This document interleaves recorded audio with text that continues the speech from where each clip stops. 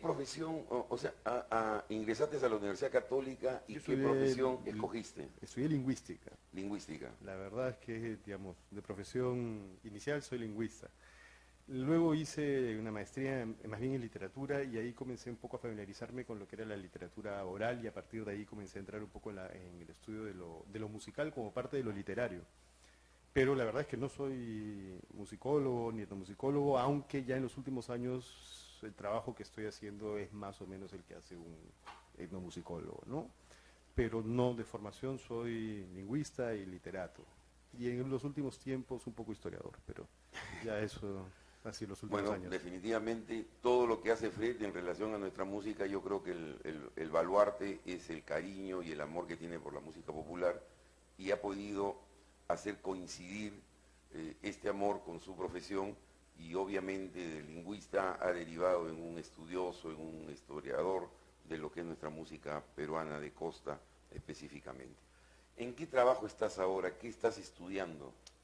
Ahorita tengo que terminar mi tesis del doctorado, que es la que me está manteniendo ocupado casi todo el día, y que ¿Sobre qué trata? es sobre el vals, sobre un poco el origen del vals en el Perú y un poco mirar el vals no solamente a partir de cómo se ha mirado tradicionalmente el paso del vals de salón al vals popular, sino intentar ver, si quieres, las estrategias sociales, políticas que hay detrás del hecho de que el vals sea acogido muy tempranamente en el 900 por los sectores populares. Muy bien. ¿Desde cuándo tenemos el vals en el Perú? Ahí hay que hacer distinciones, ¿no? El vals, en tanto género europeo, llega aproximadamente en la década de 1820, es decir, casi llega a nosotros con la independencia. Pero no podemos decir con absoluta certeza, no, creo que más bien podemos decir con absoluta certeza que ese vals no se parecía en nada al vals que nosotros conocemos el día de hoy, que tenemos el día de hoy como vals peruano, O sea, ¿no? estás hablando del vals vienés. Estoy hablando del vals europeo. Yo a veces me ahorraría decir vienés porque no viene únicamente de Viena y sobre todo el que llega a nosotros no llega particularmente de Viena, sino que llega por la vía más bien de Francia, llega por otros lados, ¿no?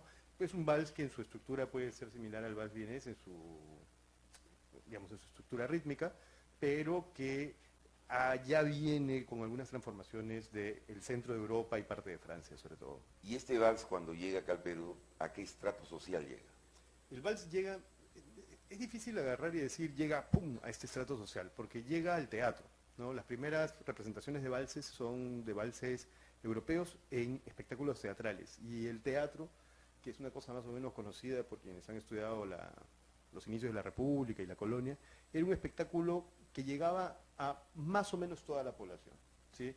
Los viajeros europeos de mediados del siglo XIX, todos enfatizan el que en el teatro uno puede encontrar a negros, zambos, blancos, aunque estén posicionados de manera distinta dentro del teatro y no Pero ahí están, estaban. pero ahí están. Entonces, yo creo que el vals llega inicialmente a una población mucho más grande de la que se cree, no llega únicamente necesariamente a los grupos altos, pero es cierto que muy pronto son estos grupos de sectores más altos los que tienen acceso a los valses de manera más privada porque son ellos los que pueden consumir partituras que están hechas básicamente para tocarse en piano, ¿no? La mayor parte de partituras de valses son partituras para piano, las de inicios del 19, digamos, entre el año 40, en el siglo XIX, 1840, hasta 1880, son básicamente partituras para piano y el piano, sí, pues es un instrumento costoso en la época, ¿no? O sea que podemos decir, de todas maneras, a pesar de que entró por el teatro, quienes más consumieron en inicio fueron las clases acomodadas, los niveles más altos.